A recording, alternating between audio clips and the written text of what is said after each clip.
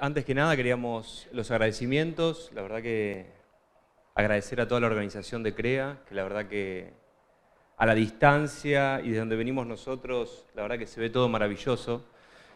Y sobre todo en el contexto que está atravesando la educación pública, al menos de la escuela en donde nosotros venimos, que es la Universidad de Buenos Aires, la situación está muy delicada.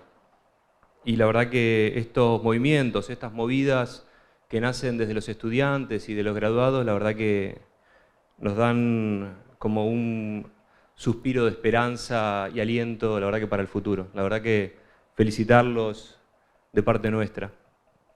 Bueno, ahora sí, la presentación que armamos para hoy tiene dos partes. Tiene una primera que es una introducción considerada una visión, digamos, de lo que es para nosotros la disciplina y el quehacer de nuestra organización, de nuestra oficina.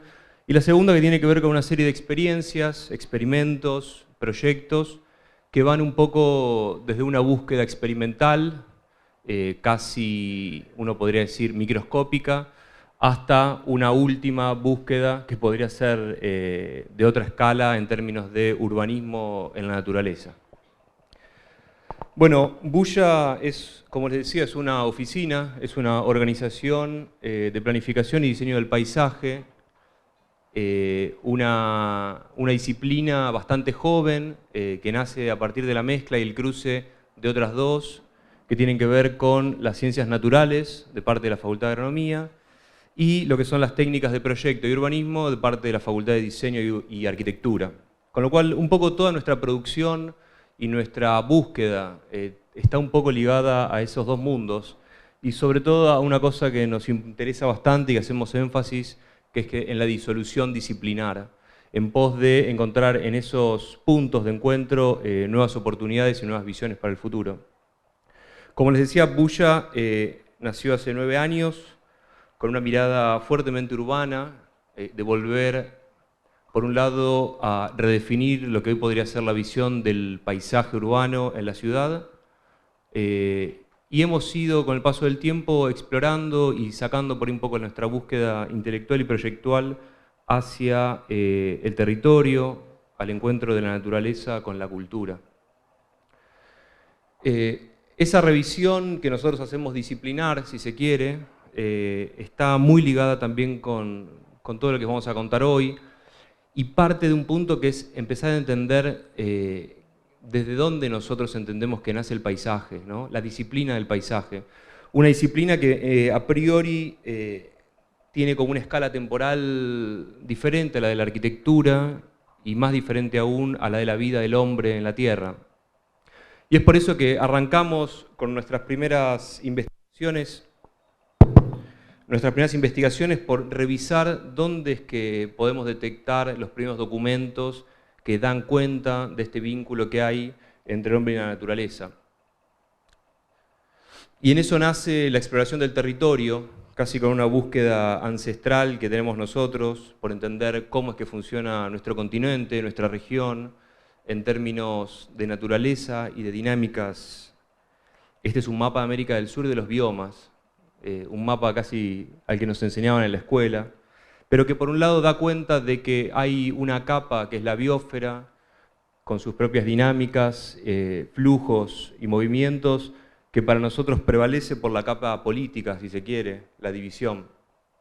Cuando uno se pone a repasar algunas de las culturas originarias de parte de nuestros paisajes, se encuentra con el territorio guaraní, que es lo que data este mapa, una cultura que supo vivir el territorio en una época y a través de una infraestructura que era líquida y que hoy en día está muy vinculada a algunos procesos que tienen que ver con el guaranismo, como nos gusta llamarlo, u otras culturas como la jesuita, que también dejó unos rastros y unas piezas productivas y de organización social en el territorio que cuando uno las empieza después a recorrer, empiezan a encontrarle también sentido a otra época del hombre. O los exploradores que vinieron en algún momento y dejaron algunos documentos que tenían que ver con las primeras exploraciones de los naturalistas europeos, donde empezaban a reconocer desde la botánica a los suelos, en algo que tiempo después Humboldt llamó el cosmos. Cuando se refería a cosmos tenía que ver con el orden que hay en el mundo y que hoy en día lo conocemos como la ecología. A Humboldt en nuestro territorio sudamericano lo siguió Darwin y después ya argentino, Florentino Meguino, a quien también nos gusta de vez en cuando repasar su literatura y encontrar que había una serie de guiños y cuestiones territoriales que tenían que ver con la ecología y sobre todo con el aprovechamiento y el diseño a través del agua, el agua como recurso preciado. O también lo que tiene que ver con el paisajismo cultural, las primeras obras y los primeros ensayos de Thais, que de alguna manera marcaron a principios de siglo una escuela de paisaje, una escuela de hacer ciudades. En el caso de la imagen de la derecha es la ciudad de Mendoza, ciudad particular en su planificación, y en donde Thais impone o dispone, mejor dicho, un dispositivo que tenía que ver con una aclimatación del viento sonda, en pos de crear un clima en la ciudad doméstico, ¿no? Poder modificar estas variables del paisaje ecológicas en pos de la habitabilidad humana, o el mapa que está al lado que refiere a los primeros esquemas de la organización del Parque Nacional Cataratas del Iguazú, hoy uno de los puntos en términos económicos y turísticos más visitados del país. Y también repasar un poco, digamos, nuestra herencia que tenemos en las ciudades, de esta cultura del paisaje de principios de siglo. Y nos gusta en particular este Thais, un Thais que diseña, este es el Jardín Botánico de la Ciudad de Buenos Aires, en donde se ven como los dos trazos, un trazo del alto, plano, geométrico, casi heredado de Europa, y el otro trazo, que es un trazo suelto, que es un trazo, digamos, que va acompañando cierto desnivel que tiene que ver con la barranca del río. Y nos gusta también simbólicamente entender de que cuando aparece algún accidente o alguna, digamos, algún dato, alguna pieza del paisaje, empieza a aparecer una nueva posibilidad de mirada local. Y el siglo XX estuvo vacío, básicamente, para nosotros de proyectos, de producción de conocimiento en términos de paisaje. No hubieron escuelas que estuvieron creando, digamos, profesionales como en otras disciplinas. Pero nos interesa entender de que a mediados del siglo XX aparece un concepto llamado como la ecología del paisaje. La ecología es una ciencia que básicamente lo que estudia es las relaciones entre los seres vivos, tanto flora y fauna. Y la ecología del paisaje nace en Holanda a mediados del siglo básicamente por una necesidad de planificar el territorio de manera integrada. Al tener un territorio muy acotado, se vieron la necesidad de empezar a planificar todo mucho, y ahí nace esta mirada holística, que es una cuestión de empezar a pensar el territorio y la habitabilidad humana en términos integrados disciplinares. Y la ecología del paisaje tiene un dato interesante, que es que empieza a introducir al hombre como un agente de cambio en las dinámicas naturales. Hoy el hombre, con las acciones antropizadoras del territorio, básicamente cambia las dinámicas. Dinámicas naturales, dinámicas de un río, dinámicas biológicas, dinámicas genéticas. Y en ese cambio de dinámicas en el que estamos nosotros sumergidos en la biosfera, es donde queremos que empiecen a aparecer nuevas posibilidades, nuevos parques, nuevas piezas de paisaje y nuevas infraestructuras que empiecen de alguna forma a traccionar entre lo que sean dispositivos con bienes y servicios ecosistémicos pensados de manera artificial. Por último, esta es nuestra última o más actualizada hoja de ruta, que tiene que ver con este mapa de las ecorregiones. Que es un mapa, digamos, de cómo, básicamente, de la naturaleza de nuestro país, que a veces está bastante diferente de la política, como les comentaba antes. Esta es una nueva forma de aproximar que nosotros tomamos de las ciencias naturales para empezar a pensar el territorio, empezar a pensar proyectos urbanísticos, arquitectónicos y básicamente de asentamiento del hombre en ellos. Y un poco retomando lo que decía Nacho acerca de los espacios educativos y esto que ustedes armaron acá, ya hace 10 años, nosotros hace 5, en un espacio menor, que es nuestro estudio, decidimos armar una serie de charlas donde un poco lo que plasmábamos eran las búsquedas que a través de los años fuimos teniendo en el estudio. Organizamos un circuito de charlas que ya han pasado más de 15 o 20 expositores, donde abrimos cada tanto, 3 veces al año más o menos, abrimos las puertas del estudio. Tenemos un par de expositores que son de disciplinas totalmente distintas a las nuestras, pero que están cruzadas con nociones del territorio y con problemas que a nosotros nos atraen, o por lo menos es donde queremos indagar. Dividimos en distintos ejes temáticos sobre territorio líquido, territorio de reserva, y ahora estamos armando las de este año sobre el territorio productivo. Y bueno, un poco fue la motivación de retroalimentar nuestro trabajo, de juntarnos con gente que creíamos interesante, con gente que pocas veces tuvo la posibilidad de hablar ante un público proyectual o un público que en general nos vienen a ver muchos arquitectos y muchos licenciados de nuestra carrera.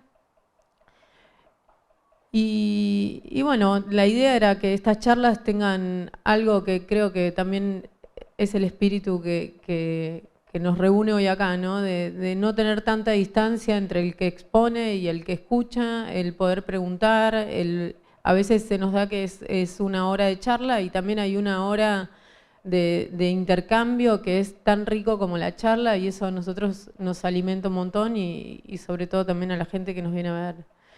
Y en este ciclo, fue hace ya 3 años, creo, más o menos, invitamos a Rolando León. Rolando es un ecólogo, fue director de nuestra carrera, fue un hombre muy sabio, lamentablemente falleció poco después de haber estado en el escape. Nos enorgullece haberle abierto las puertas y que él haya podido hablar frente a tanta gente. El estudio no es muy grande y explotó de gente, y él estaba muy contento porque fue la primera vez que habló ante un público tan concurrido. Así que Rolando un poco nos guió en nuestra carrera. Él era docente de Ecología del Paisaje, de esta disciplina que contaba Nacho, que un poco casi al final de la carrera te abre la cabeza en empezar a entender que el paisaje es dinámico, que el paisaje suceden un montón de cosas, que uno opera en un lugar, pero que las consecuencias o que las cosas vienen río arriba, río abajo, quién vive en ese lugar, qué pasa si yo modifico proyectualmente un lugar. Entender dónde estoy parado, esos planos que mostrábamos de las ecorregiones y demás, creo que tienen que ver con también poder entender ante todo y antes de pensar proyectualmente en un programa o en cuál es el requerimiento, mirar alrededor y entender dónde estamos. Cada ecorregión o cada clima, cada zona tiene su identidad, tiene sus características, y empezar a entender que hay muchas cuestiones del paisaje o de características de estas zonas que son oportunidades más que cosas en contra, ¿no? Y un poco Rolando también lo que nos ayudó es a este camino que empezamos a transitar en un principio en el estudio, que tenía que ver más con un paisaje urbano. Nos fue un poco como cambiando la cabeza, intentando volver a eso que habíamos estudiado en la facultad, y a incorporar muchas nociones de ecología en los proyectos nuestros, que nos parece que a veces en escalas chicas y en escalas grandes es posible, se puede, es algo bastante sencillo también de hacer, y de alguna manera lo que hacíamos era como que en cada proyecto nuestro que íbamos haciendo en diferentes lugares podíamos decir algo más, ¿no? Que el paisaje un poco, o la acción de proyectual como paisajistas, digo, trasciende un poco lo lindo, lo bello, lo estético, sino que hay mucho más contenido y hay mucho más aporte. Esto fue una muestra que hicimos un poco después de esta charla, o creo que fue un poquito antes, donde ya veníamos con estas inquietudes, donde lo que hicimos fue poner en valor los yuyos, nuestros yuyos, que son nuestras plantas nativas que crecen en distintos baldíos de la ciudad de Buenos Aires. Esta es una muestra que armamos en la Galería Monoambiente del arquitecto Martín Uberman. Hicimos una recolección en la ciudad de Buenos Aires. Hay un vacío en el tejido que tiene que ver con la construcción de una autopista que después nunca se hizo, entonces quedaron una serie de baldíos que hoy se están urbanizando. Recorrimos muchos de estos baldíos, recogimos ciertas porciones, clasificamos las plantas que nos llevábamos, las expusimos en esta pieza y las fuimos monitoreando durante un tiempo y las fuimos como poniéndolas en valor. Y de esa búsqueda fueron sucediendo algunos proyectos que tienen que ver con construir estos imaginarios urbanos que están en relación a la naturaleza. Y estas son algunas imágenes de un proyecto que ya hicimos hace un tiempito, que es la Casa Memo. Es una casa que está ubicada como en las afueras de la ciudad de Buenos Aires. Una casa que tenía como ya en su impronta temas de sustentabilidad, de recolección de agua para riego, de paneles solares para generar la energía para las áreas exteriores. Y nosotros, como el desafío que nos propusimos en esta casa era que todo lo que iba a ser el material vegetal en el exterior y el proyecto de paisaje iba a rondar lo productivo o lo nativo. Nada iba a ser porque era lindo y nada más, sino que íbamos a trabajar con plantas que acá se ve un poco en la imagen, todas las cubiertas que están al sol, se tratan todas plantas de nuestros pastizales nativos de La Pampa. Ahí está la casa incrustada en un tejido que es bastante tradicional, que habla otro idioma por ahora. Digo, la construcción del imaginario de paisaje es un paradigma que va cambiando, que hay cosas que vamos incorporando y entendiendo que funcionan, que aportan. Esta es una imagen de los techos de la cubierta. Y en la planta baja había todo un área central que representaba un pastizal y también a muchas plantas productivas. Esto es una imagen de esto en su primer año. Digo, en nuestro caso, todas las obras de paisaje llevan un tiempo para que las cosas crezcan, al revés que en arquitectura, que la dinámica es distinta. Mercedes, la dueña de casa, se transformó en una estudiosa del tema. El primer año lo cuantificó y lo llevó anotado. Tuvo una producción de 90 kilos de comida. Cada vez que le íbamos a visitarnos llevábamos zapallos, zapallitos, frutillas, una locura. Y bueno, es una casa que todo el tiempo cambia y muta, ¿no? Uno la va a ver en verano y suceden unas cosas, en invierno es otro lugar. Y esta es una imagen de esa pradera que un poco lo que hace también es que cuando uno trabaja con el material vegetal que es propio de la región donde uno está parado, empiezan a suceder un montón de dinámicas que estaban ahí latentes pero que no sucedían. Entonces cuando uno pone las plantas que buscan los picaflores aparecen. Cuando uno pone las plantas que las mariposas anidan o donde se hacen las larvas y los gusanos de esas mariposas, de golpe el jardín se llena de mariposas. Había ranas, croaban, era un lugar que era espectacular, anidaban pájaros, o sea, como un poco entender que toda esa biodiversidad que la ciudad tiene escondida en algún lugar, porque el trabajar con vegetación exótica hace que esa biodiversidad a veces baje. Cuando uno trabaja con este tipo de vegetación, todo eso aparece y pasa a ser un plus de un proyecto. Después un poco subiendo como de escala y vamos como de la obra anterior, que es una obra en el tejido de la ciudad de Buenos Aires. Esta es otra obra que hicimos ya también hace un tiempo en Puertos del Lago. Puertos del Lago es una urbanización, también unos 60 kilómetros de la ciudad de Buenos Aires, donde nos convocaron para trabajar en la costanera de un edificio institucional. Y nuestra propuesta fue que nos parecía que era interesante no trabajar siempre en el borde. Siempre la relación con el agua es como de te miro, pero te miro desde lo seco, desde tenerte como en paralelo, y nunca como de cruzarse o de tener esa experiencia vívida del agua.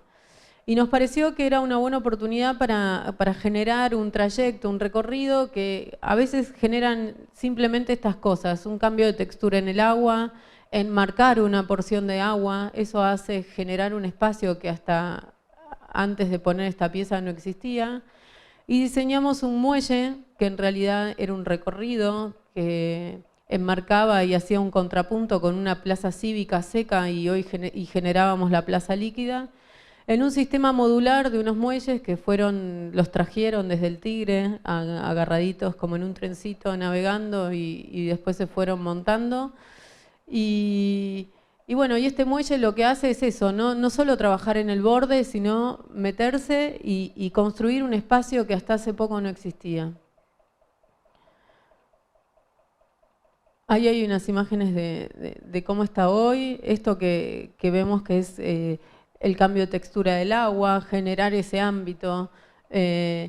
También es un barrio que tiene como mucha actividad náutica, entonces hoy en esa plaza tiene vida, es como que se ponen barquitos, los chicos se meten al agua, bueno, suceden un montón de cosas que a nosotros nos parece que un poco esto, generando el marco, estas cosas dan lugar a que estas cosas sucedan.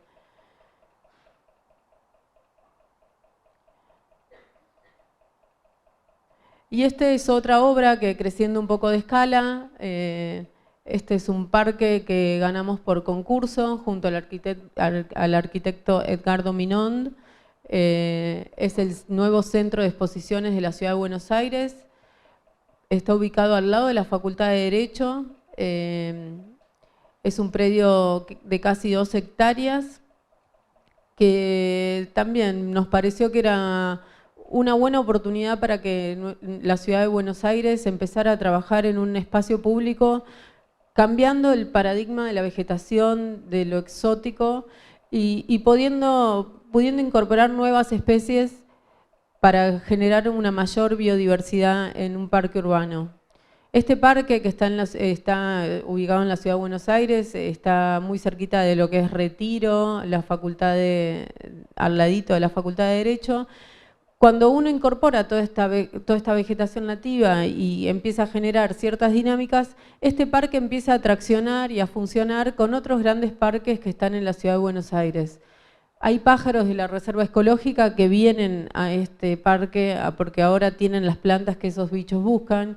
Entonces empiezan a generar unas dinámicas en términos de vida, de biodiversidad, que aporta a la calidad de la ciudad. Entonces, como una célula, o este es un nuevo parche de ecología que está inserto en la trama urbana. El programa, bueno, básicamente es el edificio, está como hundido y por arriba pasa esta cubierta, que este sería como el techo de la sala plenaria. Y a nosotros lo que nos pareció más interesante es, al momento, esta es una de las imágenes del concurso, al momento de concursar era un poco perder la escala del sitio específico, del sitio que se concursaba específicamente, y entender que esto pertenece a una gran manzana que empieza como en una punta con el Museo de Arquitectura y en la otra punta con la escultura de la flor, donde lo que empezábamos a generar era un campus que contenía como distintas estaciones o distintas situaciones. La cubierta del parque, la facultad, la flor y el MARC. Y en ese sentido nos extendíamos un poco de lo que era el terreno específico y los caminos iban a colonizar, digamos, toda esta gran manzana. Ahí hay algunas de estas imágenes. Hoy también pensábamos que quizás la terraza de ATC, que es un lote que está ahí aledaño, quizás puede ser parte también de este sistema. Esto se empezó, bueno, el parque funciona, está abierto. Se hizo una primera etapa. Tuvimos la suerte de poder seguir todo el crecimiento de la obra. Fue una obra bastante compleja. Y bueno, lo vemos crecer como día a día el parque. Y también ver cómo un poco va mutando la vegetación, cómo va aumentando la biodiversidad en el parque y año a año es como que todo es más rico. Todavía faltan algunas etapas que se irán haciendo poco a poco. Y bueno, nos sorprende gratamente vamos seguido a verlo para ver cómo está y cómo va creciendo y cómo realmente la gente se apoderó del espacio y hay como mucha actividad todo el tiempo. Y esto es algo con lo que estamos un poco peleando, no, pero intentando que se entienda que también en términos de mantenimiento, el trabajar con un tipo de vegetación nativa, con cosas que tienen que ver con este clima, hace que el mantenimiento sea mucho menor, que no hay necesidad de cortar el pasto, de hacer podas, hay como todo un gasto, digamos, de energía y de aporte que tienen los parques, que creemos que con este tipo de vegetación esas cosas no deberían suceder, aunque siguen sucediendo.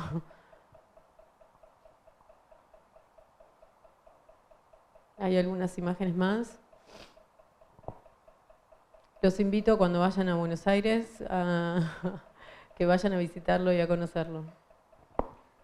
Bueno, y más allá de haberles contado un poco todas estas experiencias que tienen que ver con la vida doméstica, con la vida de los espacios públicos, y dejamos hoy de lado lo que tiene que ver con las infraestructuras urbanas, que en muchos casos para las experiencias nuestras de Buenos Aires están muy vinculadas al territorio líquido.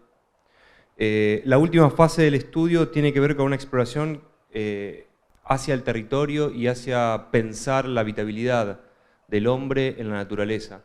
Estas son dos experiencias de urbanismo prácticamente que hicimos el año pasado y este año, una en Córdoba y otra en Bolivia, en dos paisajes muy diferentes, y en donde lo denominamos la base territorial, es decir, armamos una oficina paralela en donde teníamos como socio a Claudio Ferrari, a Naya Franco, a Martín Fernández de Lema, en una estructura flexible de trabajo y en donde se fueron sumando distintos profesionales para cada uno de los proyectos. En algunos habían guardaparques o gestores de reservas privadas o incluso permacultores para el caso este de Córdoba. El primero tiene que ver con esta que son una serie de villas serranas pensadas en lo que es el Valle de Punilla, en el norte de Córdoba, un paisaje denominado como chaqueño, Chaco Seco, y la unidad de paisaje denominada como Sierras del Sur, un lugar bastante árido, en donde atraviesan lo que sería el terreno de 2000 hectáreas, dos ríos que no han pasado por ninguna ciudad y tienen algunas condiciones de pureza interesantes. Las villas serranas son básicamente unas ciudades arcas, unas ciudades pensadas por una persona post-apocalíptica, bastante admirador de Parravicino y demás, y compañía, y en donde suponen que el mundo le van a suceder una serie de catástrofes y el hombre va a tener que ir a refugiarse a un lugar. Uno de estos lugares, uno de estos portales energéticos es Córdoba, dentro de nuestro país, y en donde se encuentran varias capas, digamos, de información. Un territorio que fue habitado por los comechingones y en donde todavía hoy quedan algunos restos de parideras y de santuarios. Luego fue habitado por los jesuitas y volvemos a los mapas originarios de entender por qué los jesuitas montaban su organización en estos lugares. Y hoy una serie, digamos, de creencias que tienen que ver con los portales energéticos, la cuestión, digamos, de las piedras, los portales, la cuestión de los astros y demás. Esto, como les decía recién, esto es un mapa casi como de infraestructuras y de rutas, es decir, de cómo llegar a este lugar. Un lugar que está satelitado por lo que fue la organización jesuita, que antes les comentábamos al principio. Empezar a entender cómo funcionaba esta organización territorial en ese momento nos empezaba a dar pistas de cómo este lugar funcionaba, por qué se habían instalado ahí, por qué en ese punto preciso que ahora les vamos a mostrar estaban. Entendimos que la condición orográfica del origen del paisaje en Córdoba, las sierras y el agua eran parte de un mismo origen, que cuando entendíamos cómo se habían formado esas placas, esas formaciones, esa geomorfología, entendíamos por dónde circulaba el agua, cómo era el sistema de laderas, un lugar que es bastante seco y donde tiene la característica de que si uno puede administrar el agua puede asegurarse cierta habitabilidad superior.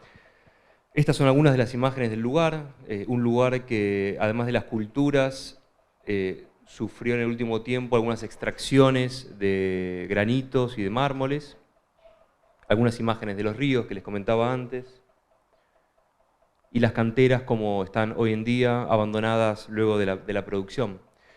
Este es básicamente el lote, que son 2000 hectáreas, como les contaba antes, con una zona alta, nosotros le decimos de altura, y una zona de valle o baja, en donde se atraviesan los ríos. Algunos estudios que empezamos a hacer para entender el paisaje este de corte. Uno Córdoba lo tiene que entender básicamente en corte, entender cómo es el valle, cómo funciona el valle dentro de este sistema hídrico del paisaje, el piedemonte y por último los altos, cómo va la distribución botánica dándose, y empezamos a pensar de qué manera uno podía pensar una ciudad arca en las sierras, de qué manera lo podíamos organizar. Estas villas tenían tres partes, tenía una parte que iba a ser una aldea productiva, es decir, se iba a producir alimento en el lugar, alimentos y también elementos medicinales de salud que se iban a consumir dentro de las villas y se iban a exportar del sistema, un área residencial para que la gente viva y un área turística que iban a generar dentro de un flujo de circuitos esto. Esta organización, que tiene que ver un poco con el estudio del corte cordobés, o sea, entender dónde es el valle que tenemos el agua y los suelos profundos drenados para el cultivo, dónde estamos en el piedemonte y por último, cómo es la altura.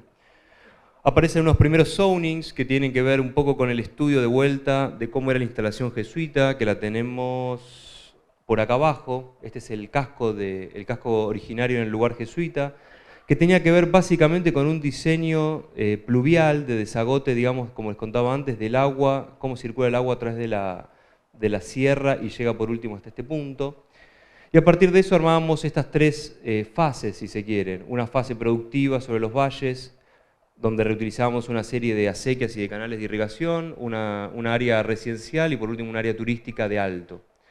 Estas dos envueltas por lo que era una reserva del alto, como le llamábamos, a 500 metros por encima del valle, unos puntos de altura de las sierras cordobesas que están vinculados con lo que tiene que ver con la cordillera, entonces hay ciertas comunidades de cóndores que llegan y están conectados con la cordillera de los Andes a través del paisaje, y por último lo que era la reserva del Bajo, una reserva en un lugar rocoso, pero bastante más chato, si se quiere. Hacíamos algunos números y empezábamos a calcular, digamos, de cómo estimar la gente que va a vivir en una ciudad con estas características, cuál era la densidad adecuada. Trabajando con un permacultor entendimos cuál era la capacidad productiva del suelo, qué suelo necesitábamos para alimentar a familias y que puedan autoabastecerse desde este mismo lugar, centros educativos, viviendas, áreas comerciales y demás. Empezaron a aparecer algunas plantas con algunos dibujos que seguían las topografías, que reconocían una ruta que pasaba por el lugar. Empezaron a aparecer algunos imaginarios generales, ¿no?, de cómo se iba a ir todo esto disponiendo en este paisaje. Algunas plantas de sectores, esto tiene que ver con lo que es la refuncionalización de la villa jesuita en un sistema, digamos, de viviendas, de mercados comerciales, de universidades con terrenos experimentales y por último el área de cultivo propiamente dicha, con las casas para los granjeros y las infraestructuras del agua. Algunos sistemas también de administración de agua, la infraestructura hídrica era clave para poder tener agua permanente en el lugar, ir administrándola, tanto de manera recreativa, ambiental, como de manera productiva. Y algunos imaginarios de cómo podían ser el rearmado o la refuncionalización de estos lugares, esto es el centro jesuita antiguo, y cómo, partiendo de algunos materiales que también había en el lugar de las canteras, podíamos repensarlo hoy con otra función. Algunos centros educativos, un campus, como nos imaginábamos, donde la gente podía venir y la gente que vivía ahí iba a poder usarlo, y parte de lo que era la aldea productiva, con los campos intensivos, en este caso era de producción solamente hortícola, no había cereales, ni tampoco había animales, con lo cual era también una producción limitada, para evitar el exceso, digamos, de ocupación de suelo. Algunos puntos icónicos, la reutilización de algunas bases que habían existentes como puntos panorámicos y algunas exploraciones que tenían que ver con recorrer las sierras, poder transitarlas siguiendo las cotas de nivel. Y por último, algunos elementos mágicos, esto es lo que son unas piletas de agua caliente, unas termas si se quiere, como imaginario de refuncionalización de las canteras que hoy están en el lugar in situ. Por último, bueno, algunas piezas de infraestructura como de puentes, puntos energéticos y algunos elementos que se dan en el lugar como manantiales propios. Y el segundo tiene que ver con otra urbanización, es en Bolivia, se llama Faros y tiene que ver con una reserva. Bolivia, como sabrán, está puesto en el centro geográfico, digamos, del continente sudamericano y sobre todo Santa Cruz de la Sierra está posicionado estratégicamente en ese punto. Un punto que hoy está casi atravesado por el corredor bioceánico Pacífico-Atlántico, en donde deja a Santa Cruz como ciudad en el centro, como ciudad de mayor crecimiento dentro de la región económica y poblacional. Comenzamos a entender primero cómo insertarnos en una cultura que era ajena a la nuestra y empezamos a entender cómo se daba el paisaje boliviano y cómo ese paisaje era la cultura del lugar. Entendimos que Bolivia básicamente estaba ordenado por dos culturas, la cultura del altiplano y la cultura del llano o de las planicies, la cultura inundable. la cultura que tenía que ver más con el mundo guaraní que contábamos antes, y la cultura que tiene que ver más con los altos, que tiene que ver con la cultura aymara, coya y demás. Nosotros íbamos a estar trabajando justamente en este punto, donde empieza a aparecerse la cordillera, se empieza a desmaterializar y se empieza a cruzar con lo que son las cuencas amazónicas que llegan a este sector de Bolivia. La cultura del llano tiene que ver con la cultura camba, que es bastante distinta a la que nosotros tenemos por ahí un imaginario, por lo menos que teníamos hasta ese momento. Y el sitio de 600 hectáreas está ubicado dentro de la cuenca amazónica, o sea, es el alto cuenca amazónica que luego desemboca río abajo, bastante más arriba. Un punto que estaba equidistante a lo que era la mancha de la ciudad de Santa Cruz y su expansión, y lo que es el Parque Nacional Amboró, que es una de las piezas que estaban cercanas ahí y que iban a estar en tracción entre la cultura y la naturaleza de este lugar. Y este es el sitio donde teníamos que trabajar. Son 600 hectáreas que están rodeadas básicamente por un río que es el Tocotocal y otro río que es la Miel, que después se converge en el Moreno. Dos ríos básicamente que son fábricas de arena, son ríos secos, son ríos temporales, muy distintos a los que nosotros podemos acostumbrar en este lado, digamos, de la Mesopotamia o del paisaje pampeano.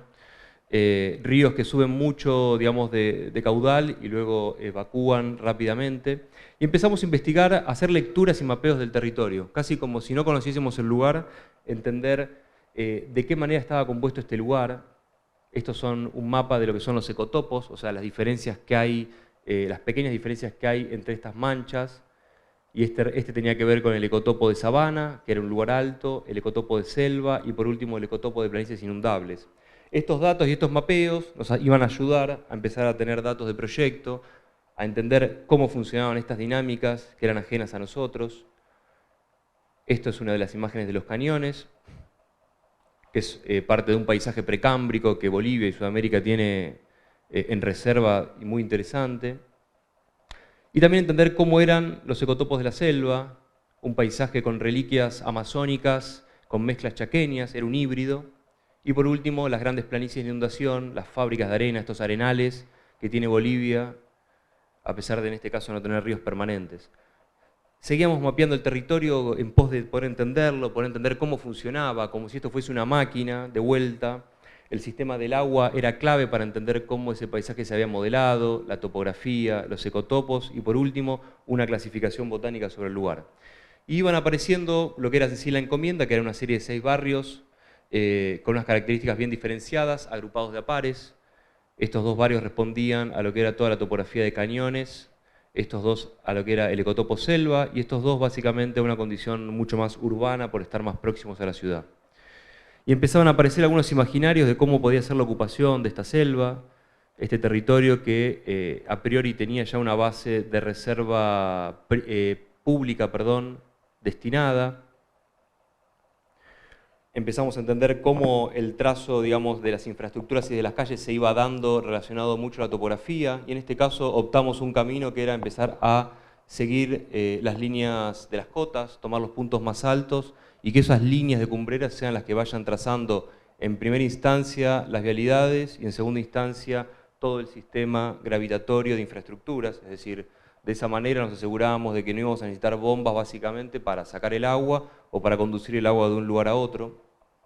Y de esta manera, cómo íbamos ocupando algunos puntos que nos parecían estables y otros que eran inestables y dinámicos, los íbamos dejando básicamente como lugares de reserva, ¿no?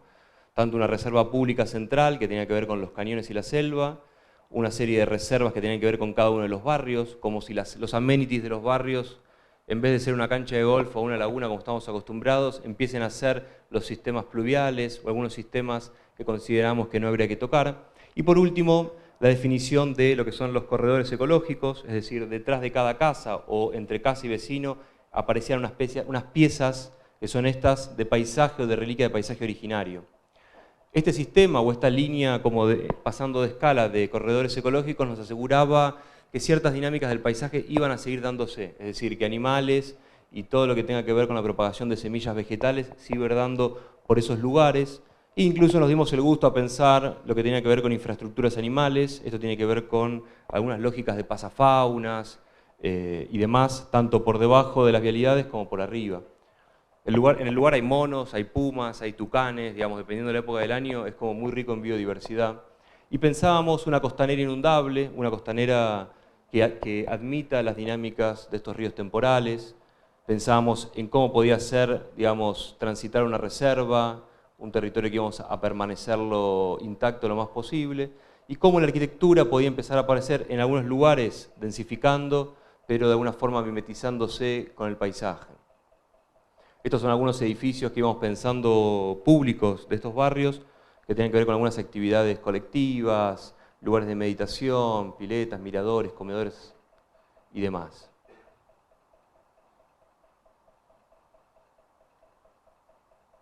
Algunos interiores, algunos imaginarios de cómo podían ser estas vecindades, muy iniciáticas, y cómo podían ser lo que eran los dispositivos urbanos que estaban más cerca de la ciudad, con un sistema, digamos, de fuelle o de docks, como nos gustaba llamarlos, que eran edificios de tres niveles, pero básicamente bastante esponjados, donde habitaban y condicionaban una vida urbana de servicios, comercios y demás.